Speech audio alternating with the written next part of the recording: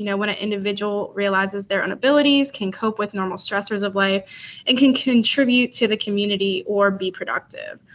So it's a little different than a mental health condition or an illness, where that is a common health condition that affects mood, behavior, emotions, and can cause distress or difficulty functioning in your everyday life. So what do we think are the two most commonly diagnosed mental health conditions? Feel free, participants, to unmute yourself and jump in, or you can answer in the chat. So I'm seeing in the chat anxiety.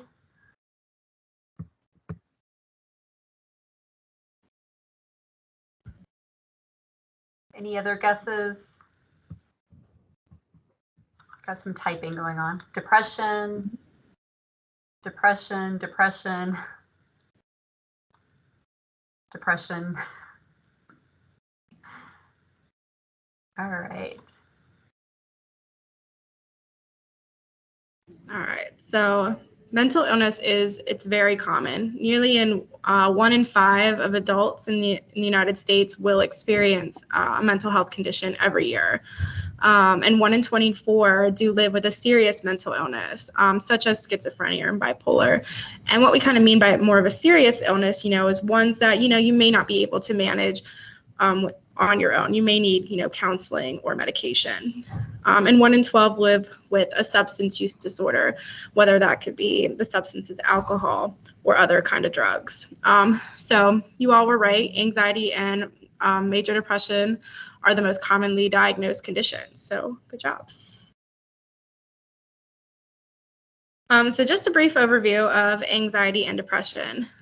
So what is anxiety? So generalized anxiety disorder, it's characterized by persistent and excessive worry about a number of different things. And the keywords there are persistent and excessive. We all worry about, a number of things. Worrying is normal, but again, the keywords are the persistent and excessive worrying. And other symptoms can include, feeling nervous, irritable, having increased heart rate, breathing rapidly, feeling weak, difficulty concentrating, and even having trouble sleeping. So what is depression? So the most commonly diagnosed form of depression is major depressive disorder. And MDD is characterized by an overwhelming feeling of sadness or loss of interest in most usual activities. And again, another key word in this definition is the overwhelming feeling. So again, sadness and, loss of interest can be normal in certain situations. So again, it's important to pay attention to those keywords of overwhelming. It's, again, with persistent and excessive, they make, feeling worry and feeling sad and, again, loss of interest. These can be normal to an extent. So that's why it's important to understand the keywords of overwhelming or persistent and excessive. So other symptoms of depression can include, an increase or decrease in your appetite, again, changes in sleeping, or constant fatigue, feelings of worthlessness, hopelessness, and even thoughts of death or suicide. So what percentage do we think of college students feel overwhelmed by their responsibilities? Again, you can add this in the chat function, or 85%, 95%, 60%, 80%. All right, so you are all around kind of ballpark. 80% of students feel overwhelmed by their responsibilities as a student. And that's a pretty high number. And if we kind of look up here, 40% of students do fail to seek help. And we're going to talk about why that is, a little later in this presentation. So, this slide shows a couple more statistics that you can go through and read. 50% of students have struggled greatly from anxiety, and as a result have struggled in school. And that's a, big important thing here at Wake Tech. You're here to learn, you're here for schoolwork, and, we're going to learn how to, cope with anxiety and depression to be able to, accomplish what you want with school. So what percentage of college students report that they feel daily stress? 75%.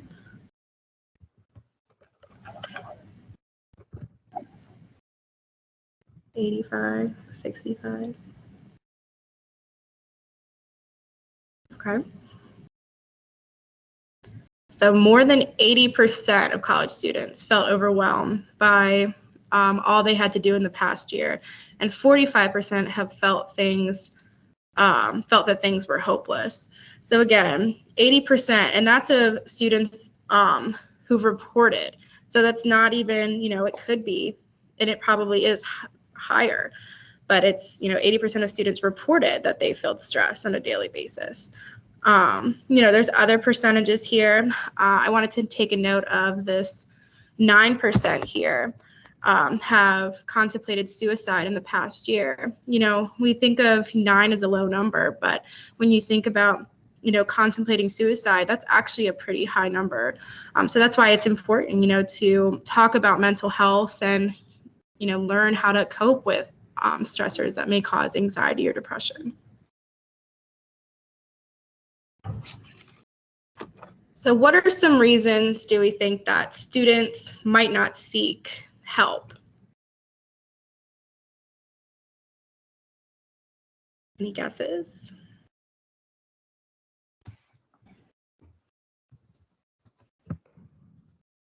Don't have the time for it. Ashamed. Shame. Okay. So it's the concern of stigma is the number one reason students don't seek help. So it kind of goes along the lines maybe of ashamed or shame. They think, thinking that, others might disapprove or discriminate against them, or, you don't seek help because you're scared what others might think based on the fact that, you're going to seek help, you're going to counseling, or that you even need any sort of help, or even that you have a mental illness. So it's the fear of what others might think, or that you might be discriminated against because of it. So 75% of students who suffer from depression do not seek help for their mental health problems. Again, 75% is a very large number, thinking about all the students who, are having trouble with depression, and 75% of them won't seek help. And a lot of this is, due to stigma and what others might think. And looking over here in the middle, 44% of American college students report having symptoms of depression. As a result, many contemplate suicide each year. And again, these numbers are very high. And I think it's also important to kind of, understand the statistics. Looking over here, suicide is the third leading cause of death among college students. It's a lot, and that's why, again, it's important to talk about mental health and, understand that it's okay to seek help and to not be afraid of what others might think, because, a lot of the times too, you'll be surprised, your friends or family, they may be more supportive than you think they might. So a couple tips for depression. So taking care of your basic needs, practicing good sleep hygiene, trying to get, that 7 to 8 hours at night, or trying to get a routine where, you're going to bed at a certain time and not, staying up and being on your phone or watching TV. So just setting more of like a routine for sleep, getting active, walking, yoga, stretching, anything you like to do, any kind of sports, and eating well-balanced meals. I know that especially when I was in, getting my undergrad degree, a lot of times I would skip breakfast or skip lunch because of trying to get assignments done or being stressed. And that did put a lot more stress, on yourself not getting those well-balanced meals. Another, keeping track of your thoughts. So challenging your negative thoughts and distortions. Asking yourself, is this thought accurate? Is it factual? And, understanding, does it help to think this way? How are these negative thoughts? How are they contributing to your mental health, to your everyday life? And identifying unhelpful behaviors and replacing them with healthy, helpful ones. So, for example, like an unhelpful behavior could be avoiding your feelings of stress and anxiety, and replacing it with a more helpful behavior, like seeking support from others, like your friends or family, or even counseling itself.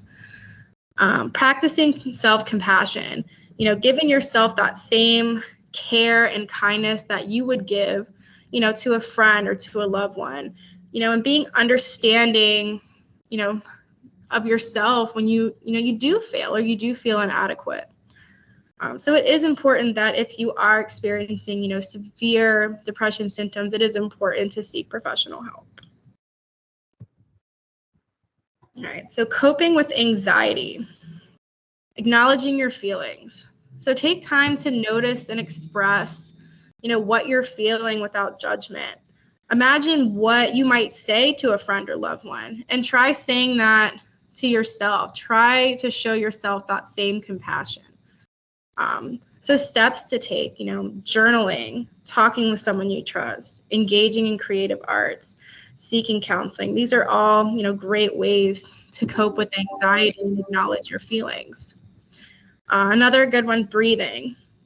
When practiced regularly and on a daily basis, deep breathing does provide both immediate and long-term relief from stress and anxiety.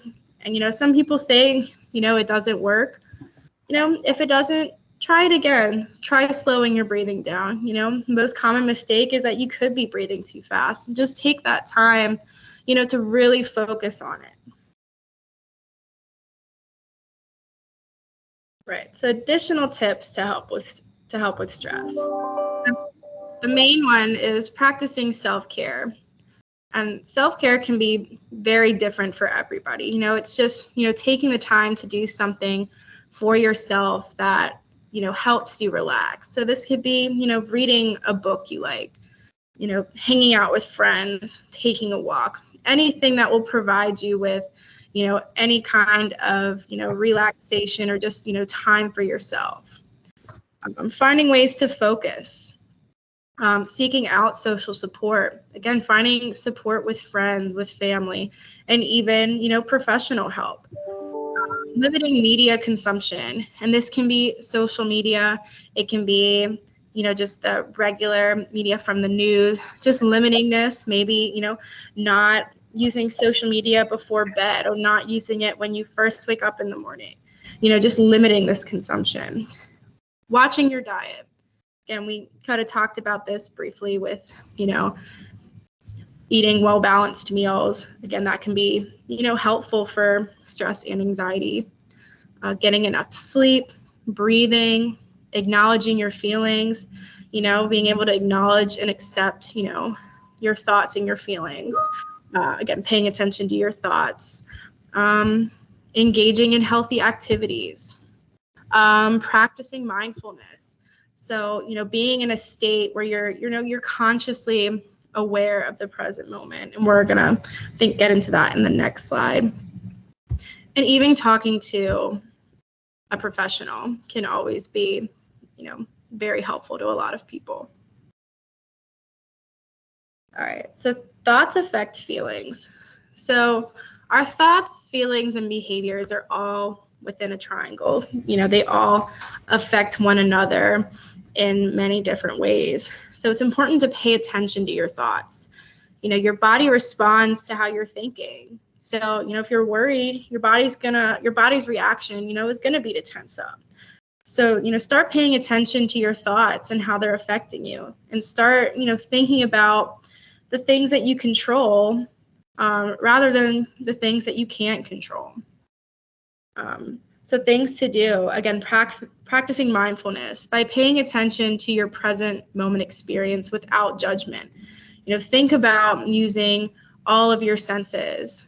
So there's a good example here, when you're washing your hands, again, using all of your senses in this present moment.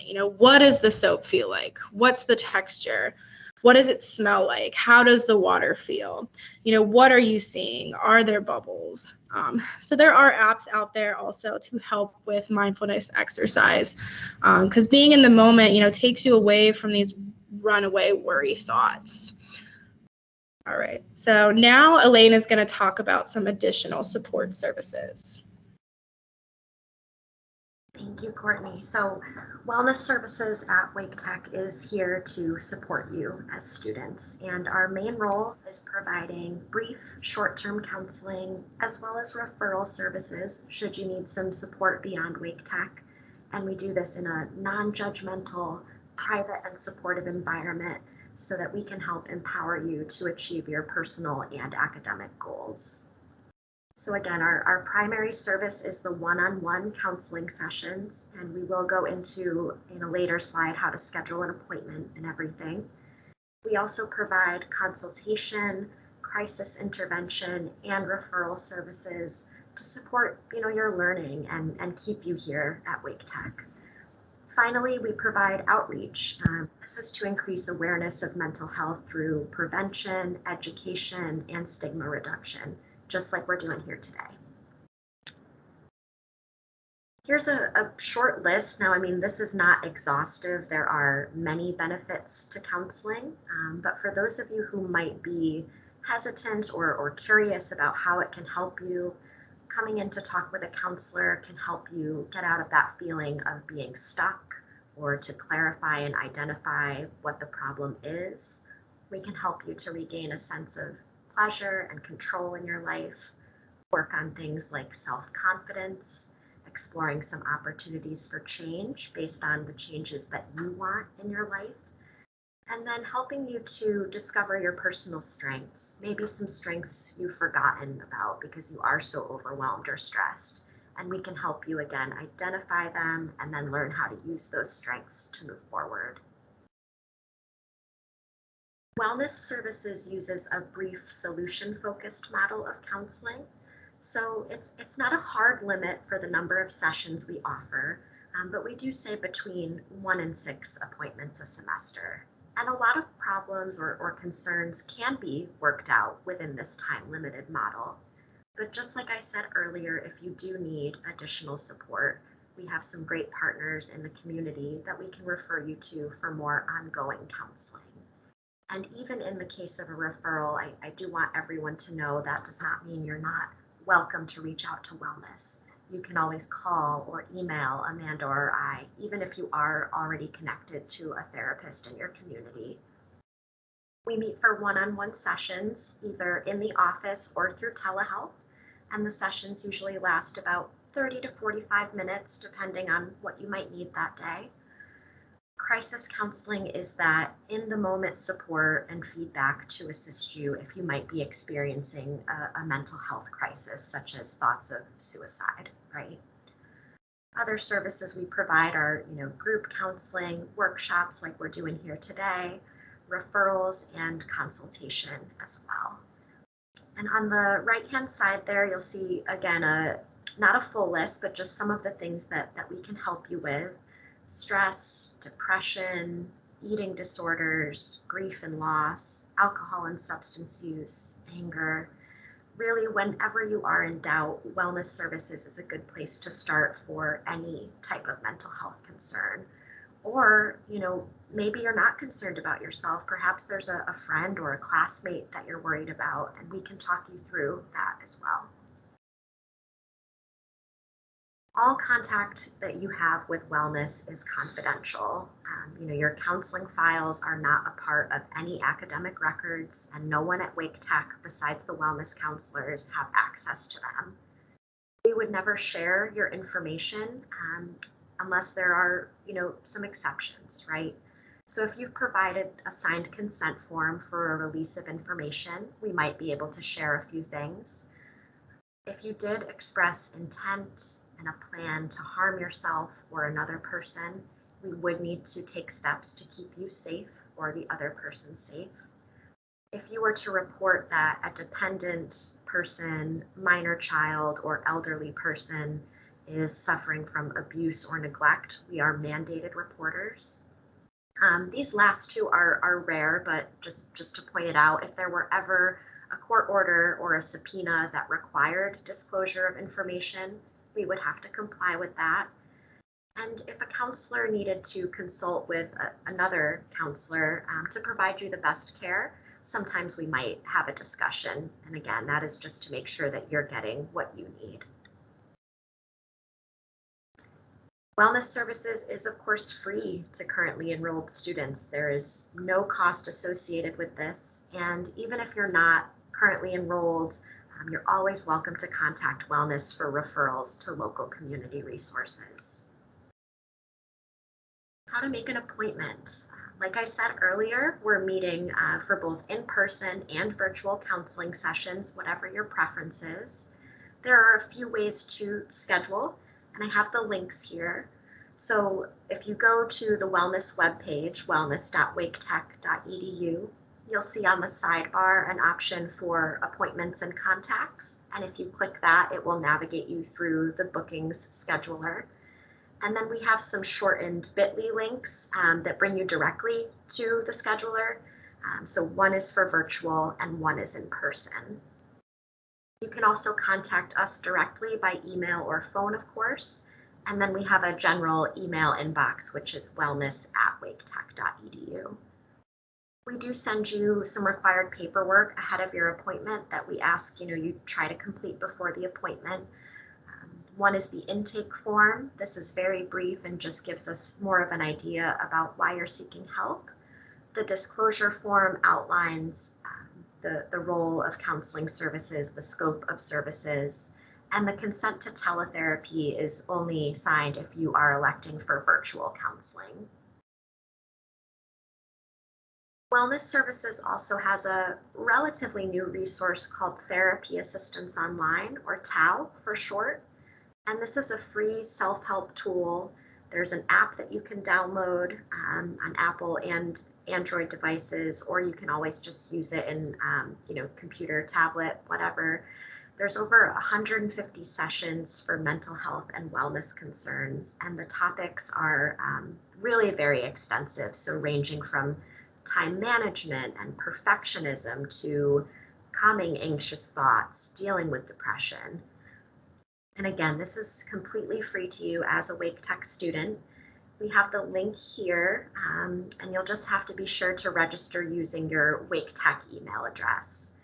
Again, this tool is completely anonymous, so Amanda and I do not have access to information as far as what courses you're using, if you've even registered.